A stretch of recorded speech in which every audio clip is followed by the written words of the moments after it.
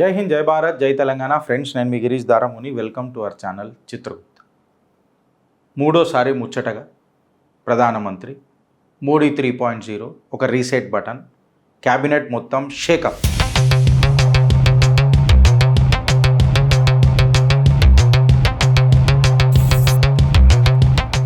దీని మీద జర డిబేట్ చేద్దాం ఫ్రెండ్స్.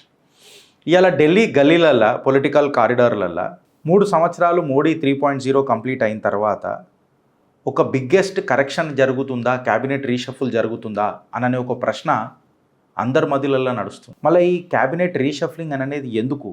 ఇది కేవలం ఒక రీషఫ్లింగేనా, మినిస్టర్లను చేంజ్ చేసుడేనా, లేకపోతే మోడీ ఆగ్రహంగా ఉన్నాడా, మోడీకి కోపం వచ్చిందా, Modi is Modi unhappy?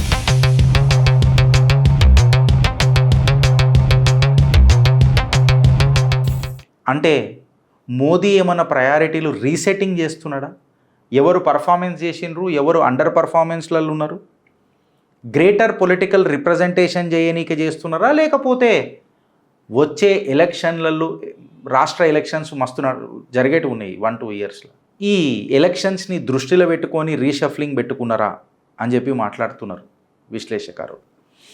Modi cabinet reshuffling అని అనేది ఒక క్లియర్ ప్యాటర్న్ కనబడుతుంది ఫ్రెండ్స్. ఎట్లానంటే ఇది కేవలం మోదీకి ఎవరు నమ్మశక్యంగా ఉన్నారు ఆర్ స్వామి భక్తి చూపిస్తున్నారు అనే దానికంటే ఎక్కువ ఎవరు డెలివరీ చేయగలుగుతారు అననే దృక్కోణం మోడీ 3.0 ఈ రీషఫ్లింగ్లో కనిపిస్తున్నది. ఎందుకనంటే ఇప్పుడు భారతీయ జనతా పార్టీ అనేది ఒక క్రిటికల్ పొలిటికల్ క్రూషియల్ ఫేజ్లకు ఎంటర్ అవుతుంది ఫ్రెండ్స్.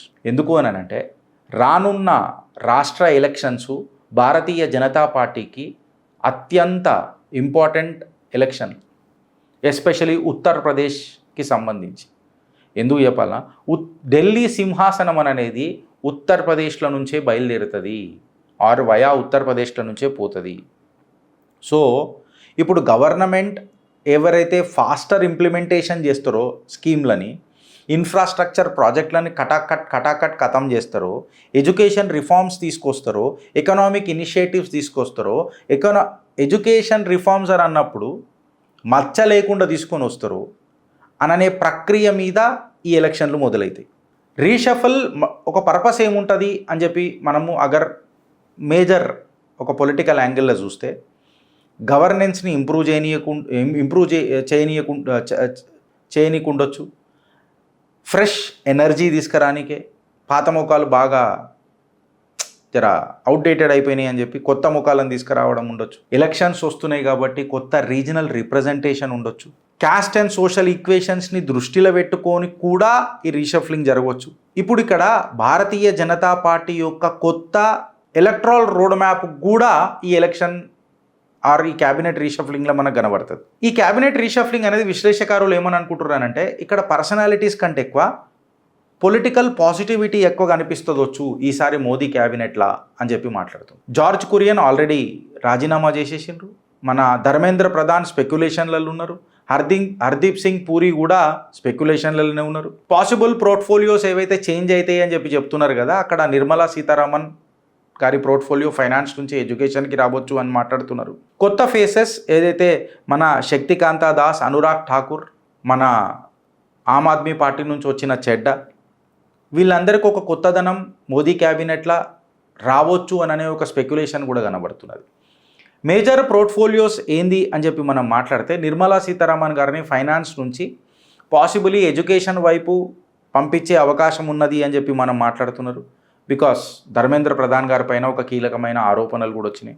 చిత్రగుప్తుల మనమే ఎన్నోసార్లు ధర్మేంద్ర ప్రధాన్ గారి గురించి అసలు ఏంది అని చెప్పి మనం మాట్లాడదాం. ఈ విషయాలు మాట్లాడుతున్నప్పుడు ఇక్కడ సీన్ ఏంది అని అంటే, ప్రతిపక్షం కూడా చాలా కీలకంగా ఆడుతున్నది. మళ్ళీ మోదీ నిర్ణయం ఏం తీసుకుంటాడు అని అనేది ఒక పెద్ద స్పెక్యులేషన్ అయింది. ఎందుకు అని అంటే, ప్రతిపక్షం ఏమో ధర్మేంద్ర ప్రధాన్ గారిపైన ఆరోపణలు చేసుకుంటేనే, మేం చెప్పినందుకే ధర్మేంద్ర ప్రధాన్ తీయాల్సి వచ్చింది అని చెప్పి మోదీ మీద ప్రెషర్ తీసుకొచ్చే టాక్టిక్ కూడా చేస్తున్నారు. ఇప్పుడు ప్రతిపక్షం ప్రెషర్ వేస్తుంది కదా, నేనెందుకు తీయాలా అని చెప్పి మోదీ ఆలోచిస్తే, ఇది రానున్న ఎలక్షన్స్లల్లో మోదీ గారి పైన ఆర్ మోదీ గారి చరిష్మా పైన ఏ రకంగా ప్రభావం ఉంటుంది అని అనేది ఒక పెద్ద వాదన అని వచ్చినప్పుడు, ఆర్గ్యుమెంట్ వచ్చినప్పుడు అందులో ప్రోస్ ఉంటాయి, కాన్స్ కూడా ఉంటాయి, మంచి ఉంటుంది, చెడు కూడా ఉంటుంది.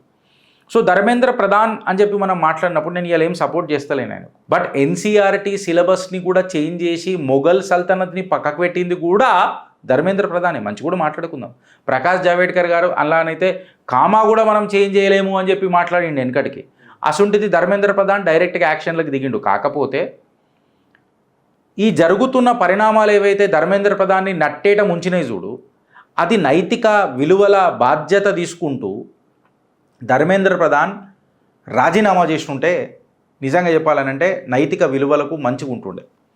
అట్లా కాకుండా నూనెల నాగయ్య లెక్క ఇద్దరు నానబెట్టిండ్రు. ఇక్కడ ధర్మేంద్ర ప్రధాన్ నానబెట్టిండు, మోదీ గారు కూడా దీన్ని నూనెల నాగయ్య లెక్క నానబెట్టి ముంగడికి తీసుకొని పోయాడు.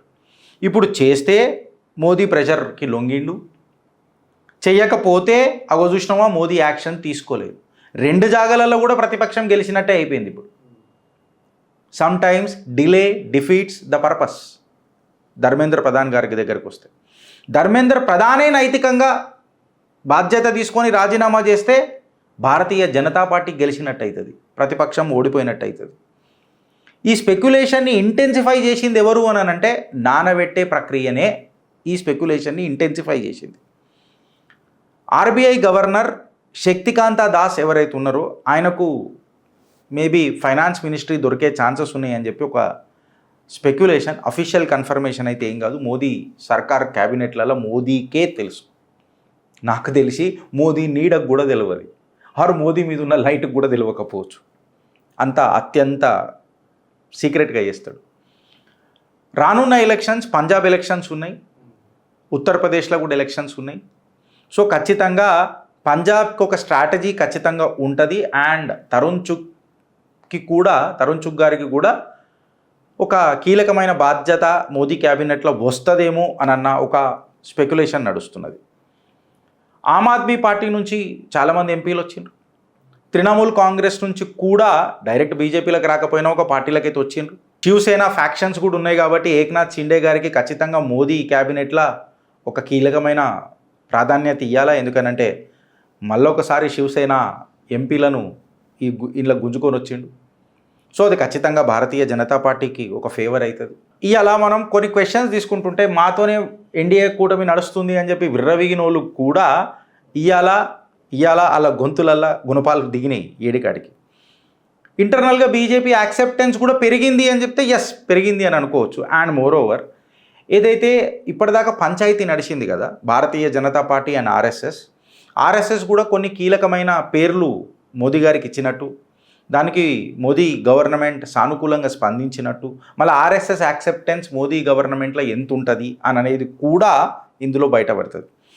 ఓవరాల్గా చెప్పాలంటే ఒక పొలిటికల్ మెసేజ్ అనేది క్లియర్ కట్గా పోతుంది. ఏంటనంటే you may see more number of young ministers in Modi cabinet. ఆబ్వియస్గా మహిళా రిజర్వేషన్ బిల్ తీసుకోవడానికి ప్రయత్నం చేసినారు, అది ప్రతిపక్షాలు ఓడగొట్టిర్రు అని చెప్పనీకి కూడా రాజకీయంగా ఇంక్రీజ్డ్ ఉమెన్ రిప్రజెంటేషన్ కూడా కనిపించవచ్చు. గల్లీలా ఎస్సీ ఎస్టీ ఓబీసీ అని మాట్లాడతాడు కదా, బట్ వాళ్ళ పార్టీలోనే ఎస్సీ ఎస్టీ ఓబీసీ రిప్రజెంటేషన్ ఉండదు. కొంతమంది టీషర్ట్లు వేసుకున్న జాతి గాంధీలు ఉంటారు. సో వీళ్లకు కూడా ఒక జబర్దస్త్ ఝట్కా ఇయనికే ఓబీసీ రిప్రజెంటేషన్ని పెంచవచ్చు, తద్వారా ఒక రీజనల్ బ్యాలెన్స్ని కూడా తీసుకురావచ్చు, creating a social coalition. So ఈ సోషల్ రీఇంజనీరింగ్ల పర్ఫార్మెన్స్ ప్రయారిటీలల్లా వచ్చే ఎలక్షన్ని ఆలోచనలో పెట్టుకొని మోదీ సర్కార్ ఏ రకంగా క్యాబినెట్ షఫుల్ చేస్తుంది అనేది ఒక పెద్ద క్వశ్చన్. ధర్మేంద్ర ప్రధాన్ ఎక్సెట్రా వీళ్ళందరూ నైతిక బాధ్యత తీసుకొని చేస్తే మోదీ చరిష్మా గట్టిగా ఉంటుంది. అది దక్షిణ రాష్ట్రాలలో కూడా కొంతమంది ఎంపీలకు వర్తిస్తుంది. వాళ్ళ వల్లనో వాళ్ళ పిల్లల వల్లనో ఏదో రకంగా భారతీయ జనతా పార్టీకి ఇబ్బంది అయితే జరిగింది. సో మోదీ చరిష్మాని దృష్టిలో పెట్టుకొని వాళ్ళు తీసుకున్న యాక్షన్ పార్టీని బచాస్తుంది. దీనిపైన మీ కమెంట్ ఏందో, మీ ఆలోచన ఏందో కమెంట్ రూపంలో జర చెప్పుర్రి ఫ్రెండ్స్. భారత్ మాతాకి జై.